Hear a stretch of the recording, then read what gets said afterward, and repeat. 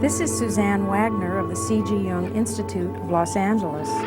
In the next hour, you will view a conversation I held with Jane Wheelwright, a leading Jungian analyst in the San Francisco area for over 45 years.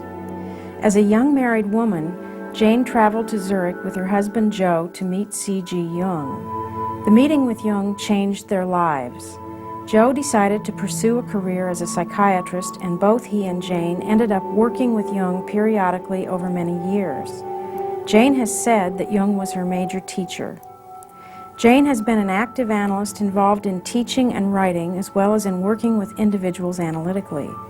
In 1981, she published a book, Death of a Woman, which tells the story of her work with a young woman dying of cancer. In 1988, another important book came out in which Jane reflects on her return to the landscape of her childhood and her reawakening to the potent relationship between man and nature. This interview was filmed in the beautiful mountain retreat which Jane and Joe built on land originally belonging to the vast Hollister Ranch. Hollister Ranch was a working cattle ranch and the place where Jane spent most of her childhood. This land has been in the Hollister family for generations. Jane Wheelwright has contributed much to the training of Jungian analysts over the years and is one of the founders of the Professional Society of Jungians in Northern California and of the formal training program of the Jung Institute there. This interview was filmed on a warm afternoon in July of 1977. Can you talk a little bit about when you first met Jung, how that happened, and what some of your impressions of Zurich were? I had an aunt. It was my mother's sister. As a matter of fact, who really was back of the whole library system of California. And her system was taken to Russia, and I mean, she was quite an important person, but she went off her rocker. She just became schizophrenic. And we didn't know what to do. You know, nobody knew anything about schizophrenics. And we had an awfully nice internist, I think you call him, a man called Podstata. And Podstata took care of her for, 4 years maybe. And then he finally said, well, if you really want to try something that just might work, there's a man in Europe who can reach schizophrenics. And he said, why don't you try it? So we took her there. It was Jung. And he had a few interviews with her. She was completely off the map. And she was very hostile to him.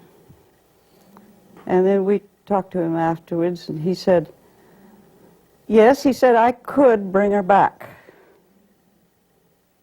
He said, but he said, it's a big job. And he said, what I would do is to pick up all isolated associations or thoughts or whatever she produced and get the thread. But he said she'd have to live in Zurich for the rest of her life. He said, I could make her into what he called a floating case. And as a matter of fact, I think he did that for quite a few people that turned out to be rather important people. And but stayed around Zurich. But they had to live in Zurich. Mm-hmm. Around him. I guess the transference. And he says, I've got so many of them. I just cannot take one more on. So that was the end of that. In the meantime, Joe got fascinated by him. And I guess Joe just said right away that that's what I'm going to be if I can. That's what I'd like to be. And so from there on we kept connection with him. And that was in 1932. Yes. Well, what about you? When did you begin to feel that it would be I your way? was not so enamored of him at first. I thought the way he talked, no, it was his writing. Of course, it was very intuitive writing, and it wasn't my dish. And I kept thinking, who the hell does he think he is? You know, how do you know what he's saying? I mean, how does he know what he's saying is right? And I was really very resistant. And then, but Joe had him taped. He was all right. And then we had to live in London because Joe had to get a medical degree. That would only take about 8 years. And we had to live in a basement. And we were, because it was the bottom of the Depression. We had no money. And we lived on $150 a month. And it was pretty hard going. And then we had Linda. She was a toddler. And then we got John. And, all in the basement. And after John was born, I got into a terrific depression. Well, anyway, the depression and so forth, so I got to Jung. And right away I thought, well, that's the man for me. And so we moved to Zurich, and I saw him for some months. I liked his opening comment. He said, oh, so you're in the soup too. I like the two. Could be in it together. Yeah. But then we just took on from there. Well, how long was it until you thought about becoming an analyst yourself? Oh, quite a long time. Because I had no qualifications. I didn't go to college. I had 1 year of college. I couldn't stand it. And then, and I don't know, there was so much family demands and stuff. And Joe had to go to college. Joe went off to medical school when Linda went off to nursery school. They went off together. But then I've known Jung for all those years since, seeing him off and on. And what did he think? Did you talk to him about your becoming an analyst? Was that? No, it never got to that. Never got to that point. No, I thought I'd like to do that when I got back here. And I'm not sure he thought I'd be a good one. I don't think he had me lined up for an analyst. Mm-hmm. And I had to sort of pick it up as best I could because there's no training. There's absolutely nothing formal that you could do to become a Jungian analyst. Some ways, don't you think that's better? Well, I don't know, except we learned on our patients. And I don't know whether it was a good thing or a bad thing for the patients. I think occasionally it was like we were learning together. And sometimes I think we were pretty lethal. I mean... Guinea pigs. They were just really guinea pigs, yeah. So... Well, what about the atmosphere in Zurich at that time? Well, that's what put me off. Oh, the cultism was just reeking. It was just awful. There were the transferences. And I swore I would never get a transference. That one thing I decided right away, because it just looked too awful. I mean, these people were just goofy. And but I got a transference. Couldn't help it. Couldn't help it. Because I mean, after all, you get a transference because what's missing in you has got to be seen in somebody else. And there was plenty missing in me, you know, and with a man of Jung's caliber, there's a lot missing. But I never felt as though I had too much transference. It didn't last too long because Jung, the one nice thing about, or the good thing about him was he gave so much of himself. He just gave you everything he had. So it wasn't as though you had a hangover. You got it all, you know? Mm-hmm. And then did he let you go? I mean, he didn't. And he was he was very glad to let you go. He liked to see you get on the road and take off. And I mean, he was bombarded by people. He didn't want people hanging around. And he said very often, he said, the best work he did was without transference. So, and I'm not quite sure what he meant by that, but I think he hated the transference. He couldn't stand that kind of, that sort of, that sticky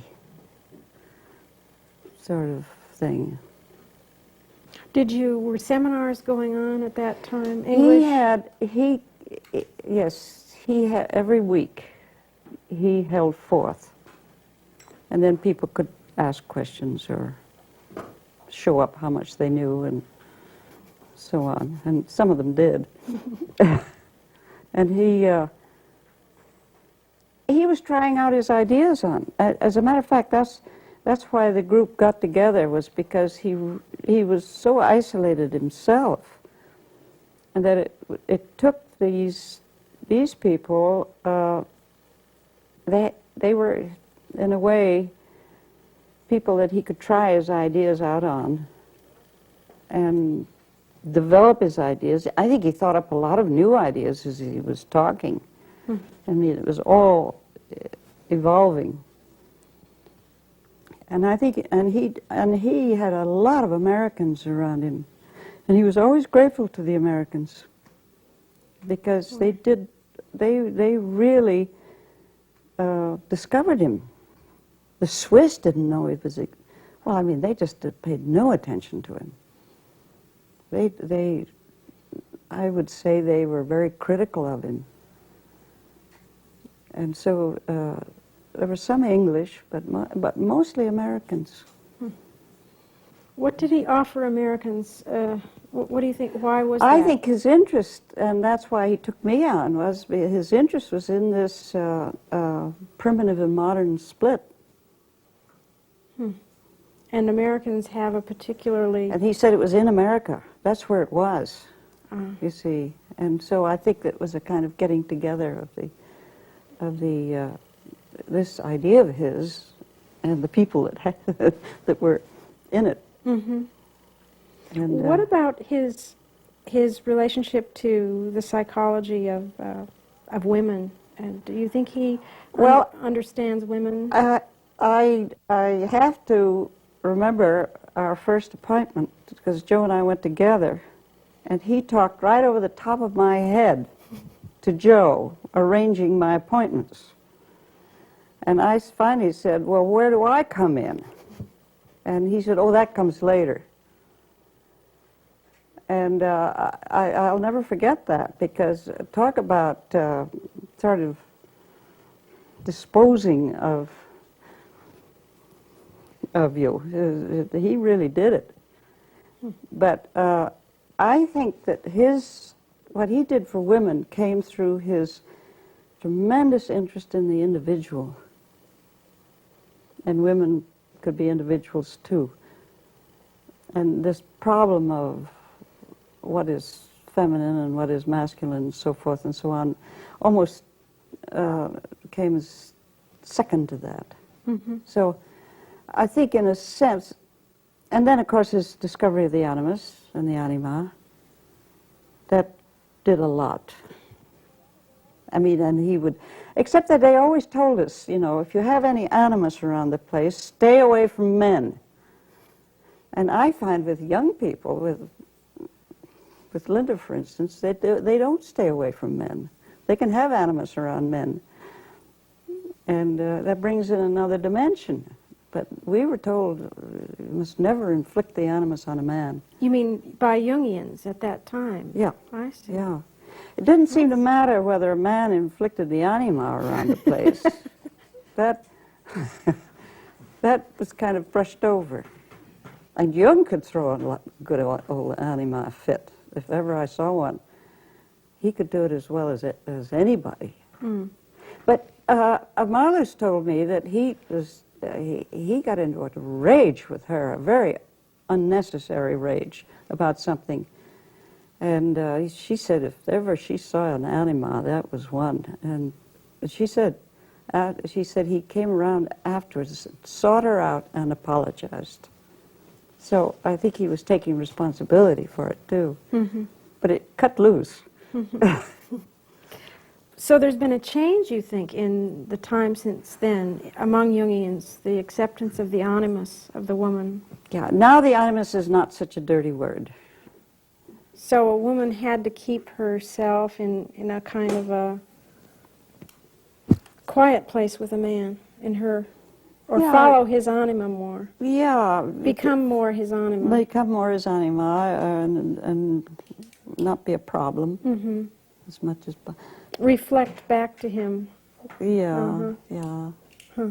He was the fountainhead and a few other things. I wasn't raised that way. What about Toni Wolff? Can you tell me about her? She had a lot of the Oriental in the background. Her father had a great many dealings with Japan, I think it was. Oh. And I've often thought that had a lot of influence on her because she was very father-oriented. Mm-hmm.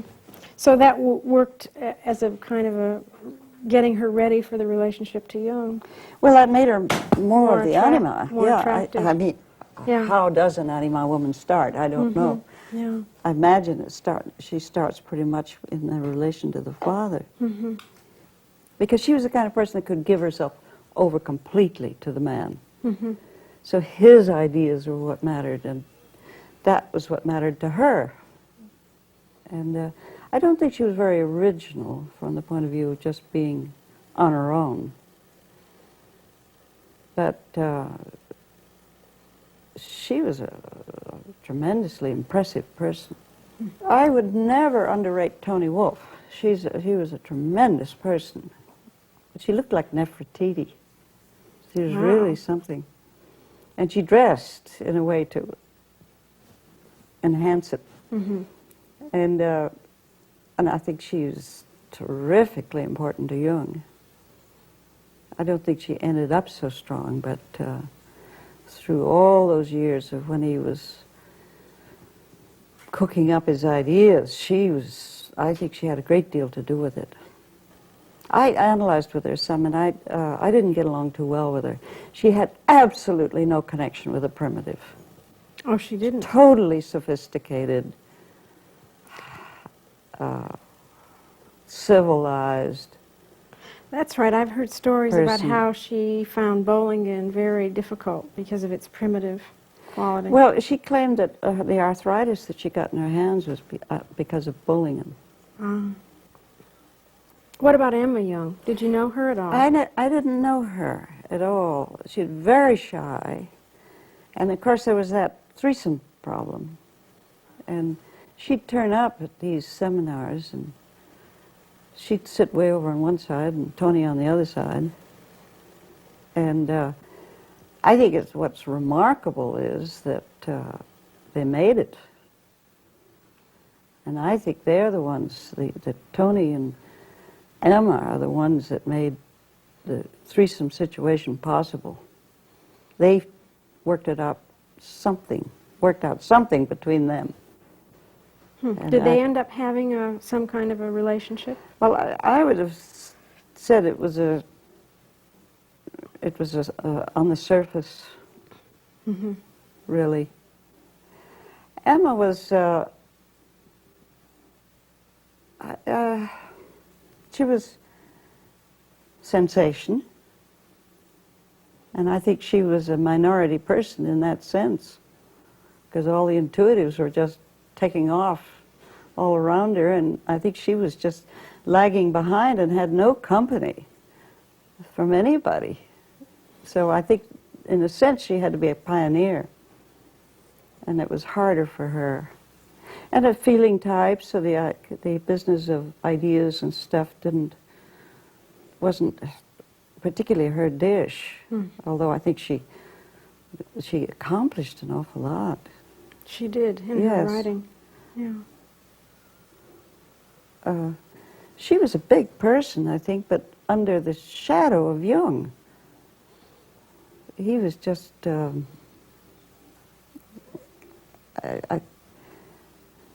think he was just too much. He was great in the analytical hour because he could be just no better than you. I mean, you could be just a pipsqueak, and that was all right. I mean, he didn't make you feel as though you were inferior or anything. But I imagine keeping house for him might not have been so easy. Mm-hmm. Yeah. I wonder, what do you think Jung would have thought about the cultural changes that have occurred since then? I think he would have gone with them. I really do. He cared a great deal about what he saw in front of him. Mm-hmm.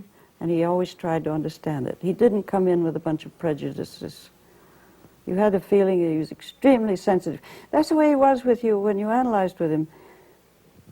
You had a feeling that his slate was swept clean, that he had no preconceived ideas, and that he was going to start right from where you were. Yeah. And I think he was that way all the way around in his life. And I think he would have been interested. I think he would have gone along with the women's movement. I think he would have been pretty annoyed by a lot of it. Mm-hmm. You know, and a lot of it is annoying. But he would have taken it on. But he would have said, this is a phenomenon. This comes at this time, and there must be a darn good reason for it. Mm-hmm. And I think he would have understood it. He would have come up with some rather interesting ideas about it. Mm-hmm. What do you think about the women's movement? Oh, of course, I was raised in that way. I was the only female in my generation. There were 7 of us. I mean, cousins and myself. And so I was expected to be like them. And everything they did, I had to do too. So I never learned that women are supposed to be different. I was smaller, not as husky as some of the others, so I got the other kind of jobs. Linda said I should explain that when we went around, we had crops, and we had thrashers, and we had wagons, loading wagons. We had to load all kinds of stuff, like corn or wheat or whatever we were growing, or white beans and so on. Well, I always drove the teams. Okay. And that was just great. And the others did all the heavy physical work. So you never had any problem feeling strong and independent, and that was just in your blood and I just in the atmosphere? taken for granted that if you weren't strong, it was just too bad. You better be. And I became quite physically strong. But, we go out on the roundups, and I had to open the gates. Nobody opened the gates for me. And they were tough gates. Well, so you're coming at the problem of being a woman from another angle. I was really, and my mother was very modern. After all, she went to Germany and got a PhD when women didn't do that kind of thing. So she was very sympathetic. So she didn't get in my way at all. So, hitting the East and then hitting Europe, it became a problem. You were a fish out of water as a woman. Very much of a fish out of water. Especially with this Animus development. Because you see, I was living the Animus. Then all of a sudden the Animus had nowhere to go. And so it backfired on me, like this. And I was the most surprised and horrified person of all, really, having to cope with it.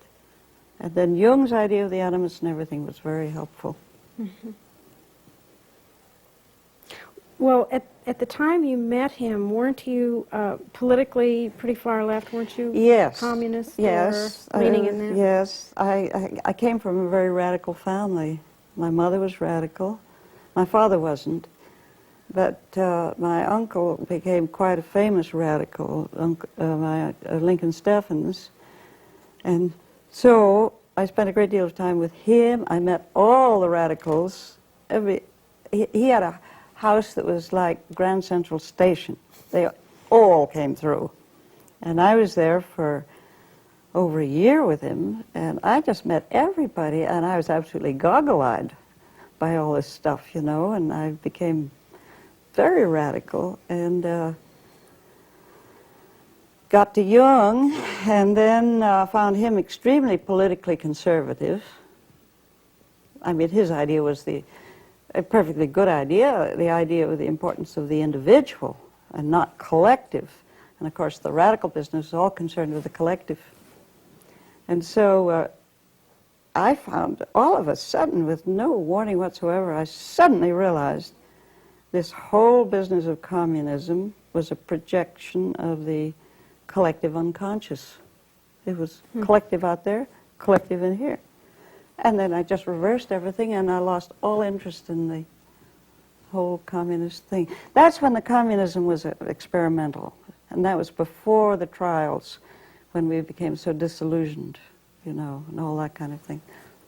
And my uncle was over there during the revolution and knew all the revolutionaries, and so it wasn't so out of line to be interested in communism. I wouldn't be now, quite apart from the business of the collective unconscious, I wouldn't be interested now because I wouldn't want to live there. Why? I'd rather be an individual. I don't want to be told what I think, and if I have some kind of talent, I don't want them to cut me down on it. I like the freedom of doing it. I'm fortunate. We sold these ranches, so I got some money, so I can indulge. I feel very sad about people who can't do that. But I think Jung's idea is a good one. I'm not against his political conservatism. But it was quite a confrontation, wasn't it?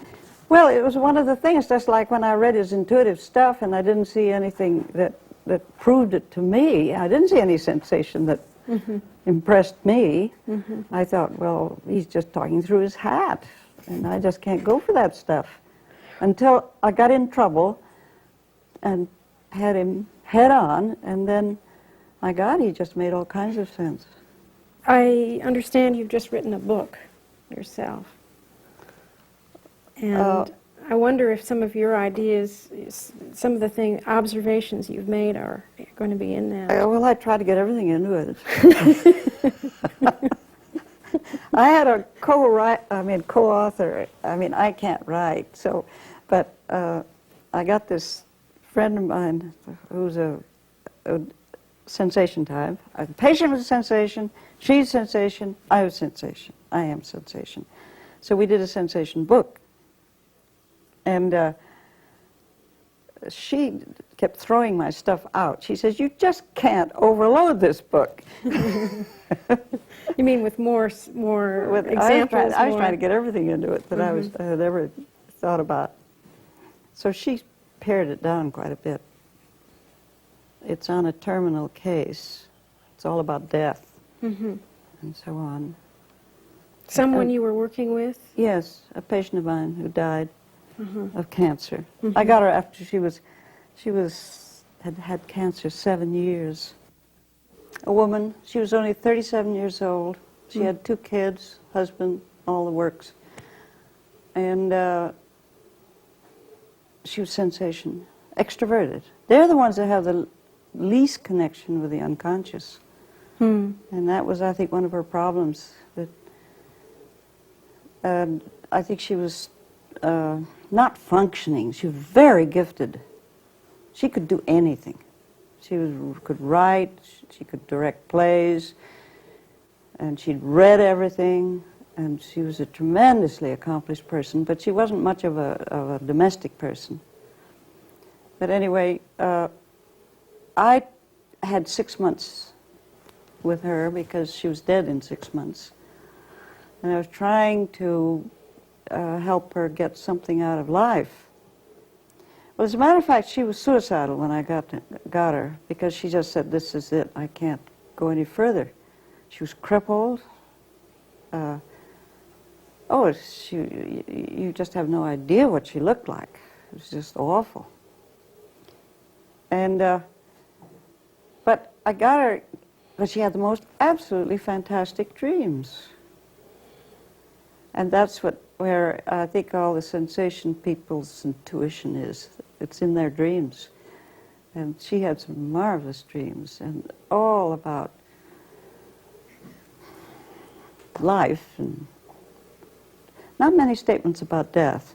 So mostly about life and the continuation of life. I think Jung says that the unconscious seems to want to go on, and that certainly proved to be with her.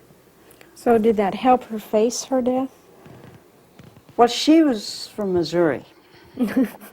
She wasn't going to believe a thing unless it was proved 10 times over.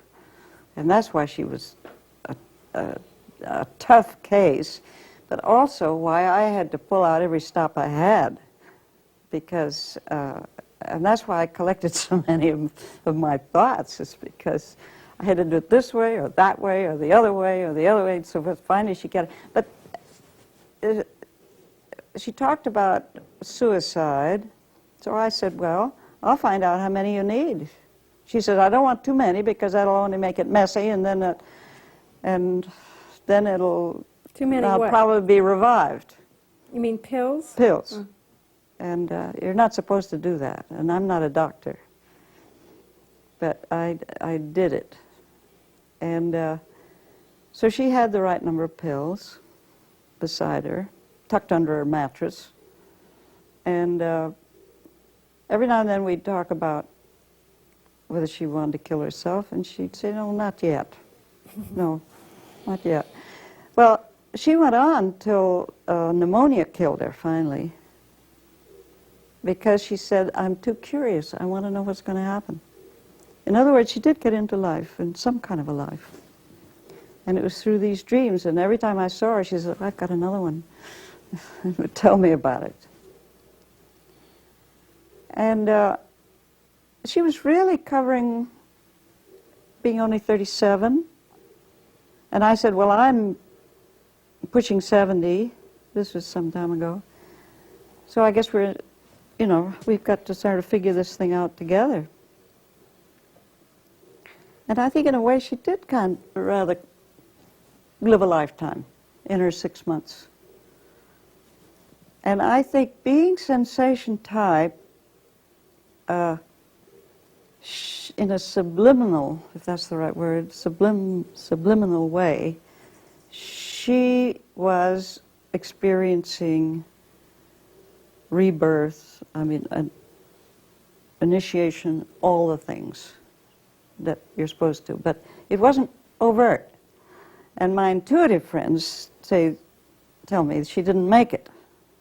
But I think she did, because it was something that went along through her sensation her body kind of knew about it.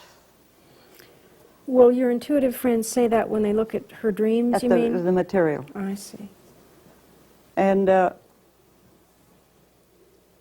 so I have a feeling there are different ways of handling sensation people. And I think that a great deal goes on that is not, you can't see. These dreams, she would think about them and think about them and think about them and think about them ad nauseum. See, sensation people can repeat. They repeat forever until the thing becomes part of them. Whereas an intuitive can't stand the repetition. And I think there are a lot of these things that, that would help Jungians to know. And I had a feeling of things happening, although she would say, oh, I think that's a lot of rot. I don't believe that at all. And I'd come out with some bright statement. And yet, you know, she wouldn't stop thinking about it. And somehow or other, it became part of her. So I think she did develop that way. And she died peacefully. And whereas she was a terrible rebel, angry, negative, critical, oh God, she was just everything negative you could think of. But she ended up as accepting her fate and not fighting in a very peaceful sort of way. And I think she made it. But we can argue about that. Well, what effect did working with her have on you in terms of your thinking about death or your... Oh, I began to think a lot about it, you know, and I began to get... it's terribly hard to be articulate about what you think about death. It's more of an adjustment. I think people who've been close to death probably know about it. Are you going with it or are you fighting it? It's almost as simple as that. And I think the dreams, with their long-term statements, are very reassuring. And the interesting thing about her is that she had taken care of all that personal unconscious. There was none. Absolutely gone. And she did that all by herself over the 7 years. And she was Freudian, too. Not only all these other things, but she was a Freudian. All of our pals were Freudians. And it was a Freudian who recommended her to me, or me to her. So you couldn't have had anyone more skeptical. And in that way, she forced me to think an awful lot about a lot of things. But I used dream interpretation instead of, because I don't have intuition, so I use dream interpretation as an outside, I mean, the dreams were the outside authority, so to speak. The dreams, and all of her intuitions were in there, and any intuitions I'd have would be in my dreams. So I think we cover the waterfront fairly well. It's interesting to me that Freudian's friends send her to a Jungian with this problem of you know, facing a terminal illness. Well, I think they were desperate. There wasn't anybody around. And she said to me, she said, I have to take you. I have no alternative. This was the greeting. But it's a hard thing to talk about. A hard thing to sort of remember. You don't develop theories, and I think it's more of an attitude. Well, Jung did say in some of his earlier writings that he felt it was important to develop your own personal philosophy or myths about death. Well, my little sort of thought about it was that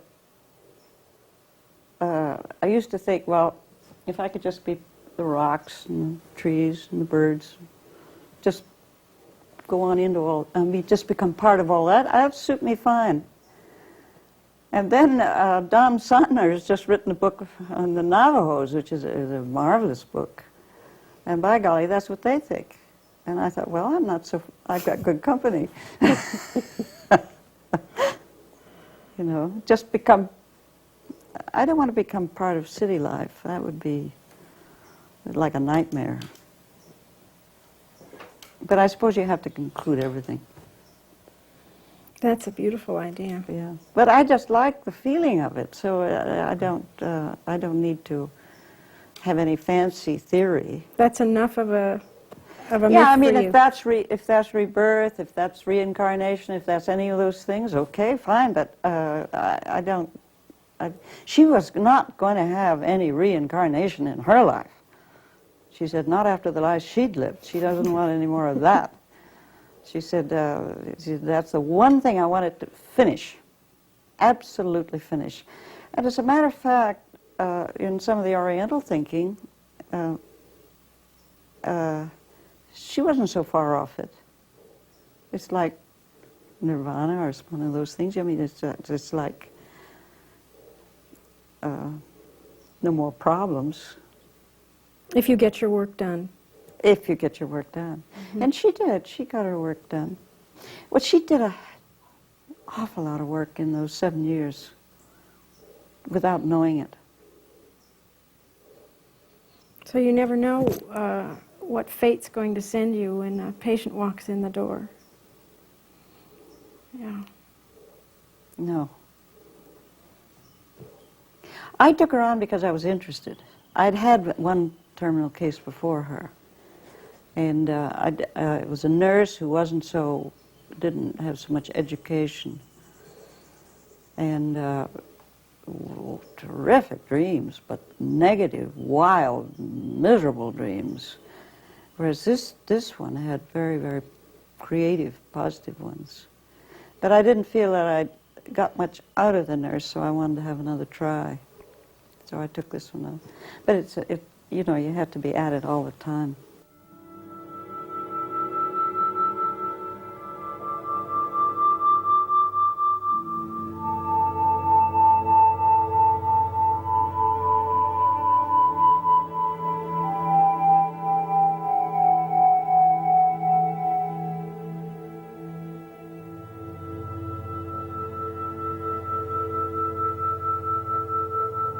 During the day, Jane's daughter, Linda Schmidt, joined us for a brief time, and we filmed a conversation between Jane and Linda, who is herself a Jungian analyst. The subject that probably interests me most, being the daughter of two analysts, is, at least as far as this Jung question is concerned, what about his kids, his and Emma's kids, who, especially the daughters, how did they manage? And well, now, one died of cancer. And Jung's comment was that people die of cancer when they're stuck. Oh. And he apparently told Marluce once, and I don't know if this is discreet or not, and Marluce told me that he said, can't you do something about, and I've forgotten her name now, she's stuck. And then later she got cancer. Oh. Of course, Emma died of cancer, too. But, and in a way, I suppose you could say she was stuck. But I don't know enough about her. But the son became very, very conservative, apparently. And great, openly hated her father. Yeah. And we never saw them around the Institute. I never did. What ages were they in the, say, the 30s? I think they were on the young side, and maybe that's why we didn't see them. Yeah. Yes, yeah. So, and Jung made the comment that that he left the whole business of raising the family to Emma because he felt he was not good for them, or I guess, too much for them. This is what he meant. Because he did have rages, you know. He could blow like Vesuvius, and just on a moment's notice. So I imagine it must have been pretty hard living in a household with him. To say the least. Yeah. So Did one or another of the children go into the field too?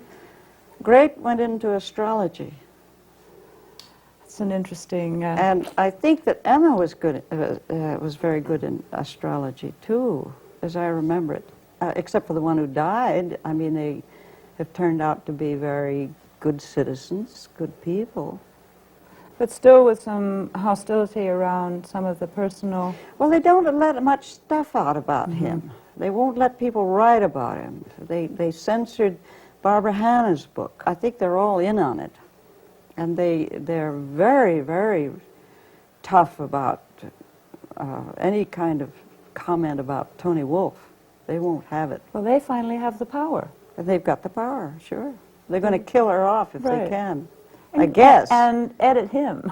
Yeah, although I understand he's written a chapter on Tony Wolff for his memoirs, but there again, I think that the family Locked said up. no. They couldn't put it in, but somebody's got it. They have to wait for a few people to die off, I guess, to get it out. It's a complicated subject, being the child of analysts. You might tell me what it's like. Well, I'm consulting with my daughters what it's like, Yeah. and they are somewhat more articulate about it than I have been till now. I assumed, of course, that's how it was for everyone. They seem to understand better that it isn't like that for everyone. Tom Kirsch and I have had some chances to compare notes about how it is to have two Yeah. in the field. And it does seem as if one of the solutions is to join in and do it too. Which I'm pleased with that solution now, although I tried everything else first.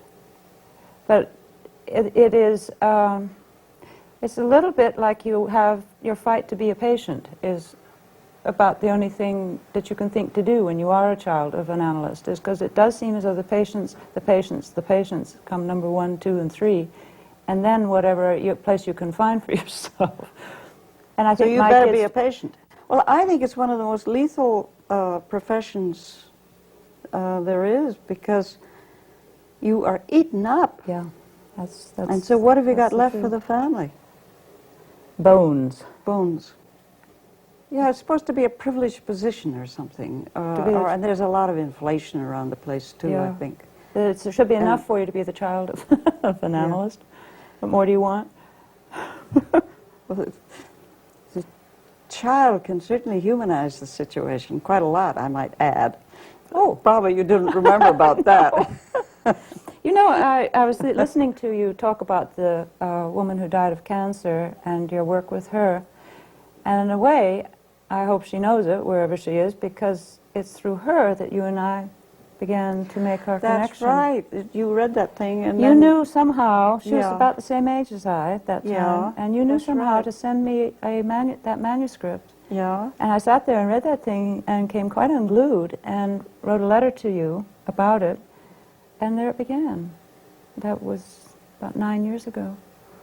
Not so bad, huh? But now, why? I had a feeling about what you were capable of knowing and experiencing and feeling for another person, my own age, in a mother-daughter kind of an arrangement, that it dawned on me you had been a mother all along, in a sense, though I hadn't known quite how to plug into it.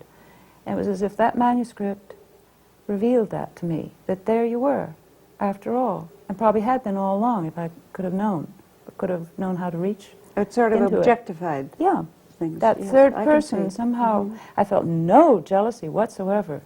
I was it was just as if that woman and I had been one, and via her I could begin to know something about what Yeah, you were live and about. learn, don't yeah, we? yeah. So she did that for Yeah. us. She Yeah. through her death, that thing of Mhm. our beginning. So there it is. there it is. Yeah. I've often wondered what you thought about a lot of things. Right. Here's your chance. I'm beginning to sort them out. Yeah, that's. I do remember painting the sign to hang by the front door. Children, please use the back door, which had to do with allowing the patients to come in the front door, so as that they wouldn't be seen. That's and right. and I remember that I painted the sign for that. And I was just while you were talking before, I was thinking, isn't that a funny thing? Sort of painting my own doom, being relegated to the back door. Yeah, there were a lot of complaints, but Yeah. it took a long time till I knew that I had them even. Yeah. But now, sitting in your shoes, I can see much better how come a lot of things. Well, there's something wrong with the profession that does people in that much. And I've often wondered if something couldn't be done, or maybe certain more knowledge or Some or recognition. attitude or something couldn't come out of in the next generation or so, and Yeah. make it less of a lethal profession. Maybe it should be rationed how much a human being can pour into that kind of a profession. I don't know how you'd ration it, but there's the problem of money, you know. You have to earn so much money to raise a family. And it takes, you get so much an hour, and these hours are already overpriced. yeah. And Yeah, there's a ceiling. there are only so many hours in a day that you can work and all this. So I think it is a pretty tough question. Yeah, so you wind up I working think 8 and 9 hours and 10 hours. And Priests have the same problem, but they don't get married and have families. So they don't try and mix it. Of course, we are all more or less pioneering. yeah, And the Freudians had this business of hiding behind a couch. so they didn't That get must so save drained. a lot of wear and tear. I've heard you say that about the transference, that if there is enough in the relationship, perhaps the transference doesn't have to become so exhausting. So there may be something there. Surely a lot of the stress is in transference energies. They're the hardest to kind of settle. You have to kind of keep living with them. But the absolute numbers of hours one works has got to be a factor. It's very hard to be the child of 2 analysts. I go on record. That says it. Perhaps the thing most recently come alive for me is what we share in the sensation world, and how poorly defined sensation has been, and no wonder nobody wants to be it, namely things like keeping records and organizing external things. The extroverted sensation seems to have been the bulk of what was ascribed to sensation. And introverted sensation, I'm beginning to learn lately, is quite other than that. And as if it's a realm that hasn't really been relished. I agree. And that's true. The few sensation people that have been around Jungian groups have ended up with all the miserable organizing Which is work. no satisfaction for... And the attitude has been, this is a bit indiscreet, but the attitude has been, any dumbbell can do that. Yes, And that doesn't help you to relish your position. Your chore, right. You know. Really. Well, it is the dumbbellist aspect of sensation, this thing of keeping order, anyway. Yeah. I mean, as far as I'm concerned, unless you are of an extroverted sensation nature, maybe then it's Well, fine. I'm more disorderly than Joe is. Uh-huh. I I know can- with all your lists is obviously the only way you can keep any order at all. Yeah. Get it written down quick because it'll Yeah, escape. Yeah. Because an introverted sensation takes precedence over anything that's happening outside. I'm absolutely oblivious. Klaus will say, well, how do I get from there to there? Asking directions, I cannot tell him. He said, don't you see anything? I have just to say no. I see almost nothing. I Sure. experience it utterly. Riding around here on this ranch on a horse, I experience it utterly, but I see nothing. I could ride up and down the Bolito Canyon every day, and it'd be just as fresh the second day as the third, as the 10th. Yeah, well, that I think accounts for the sensation person being able to repeat so much 'Cause they have- in the routine. Because in routine that is outer routine Yeah. activity, then the introverted sensation is released. So it better not change. It better be the same, because otherwise it gets distracting. That's why I like to But- wash dishes, and don't like to cook. Yeah, because you have to So, yeah, pay you attention. have to use something of your ingenuity and stuff for cooking. And washing dishes is It's mind-freeing. yeah. I have a hard time with Joe going on walks because he won't repeat the walk, Oh. and there aren't very many around here, and so. Oh, And I could take the same walk every day and be perfectly happy Me too. I do. because I am released. Oh, by I'm it. happier because I'm then I happy. don't have to think about where That's I'm going. right. But you see, when sensation people get together, they begin to sort of compound the situation, don't they? It's nice. Yeah. It may be that we have to have some kind of special honoring of this kind of possibility between persons that we have been not in contact with each other even because of the bias. Of the bias. That it has stood between even like types. Yeah. Just Yeah. this feels as if it's lifting. In the late afternoon, Jane held a conversation out on the deck with her daughter Linda, her husband Joe, and Sam, Francis, and myself.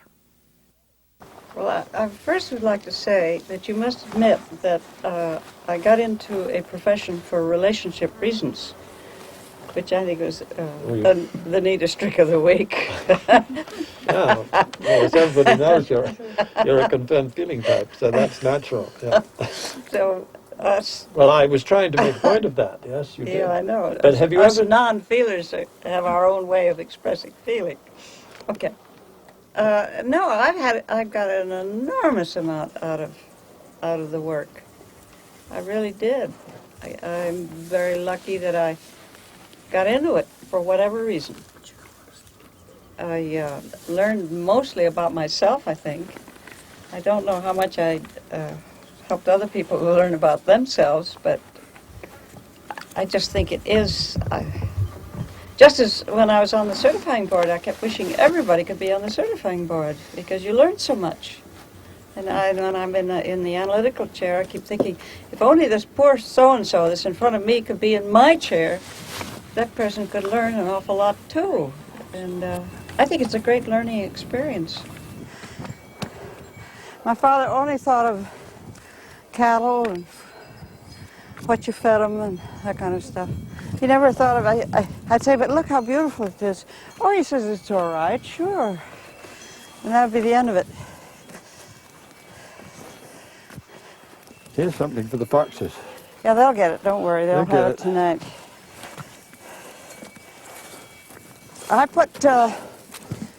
I set the breakfast table one morning outside, and I put a melon at Joe's plate, and went back in the house to get something, and came, and I started out, and there was a fox with Joe's melon in his mouth, and was going to make off for it. I said, "You so-and-so, put it down," and I scared him enough, so he did put it down. But he Had a was few feeling. teeth marks in it, but His feelings were terribly hurt. he wouldn't come around near us for 2 or 3 days.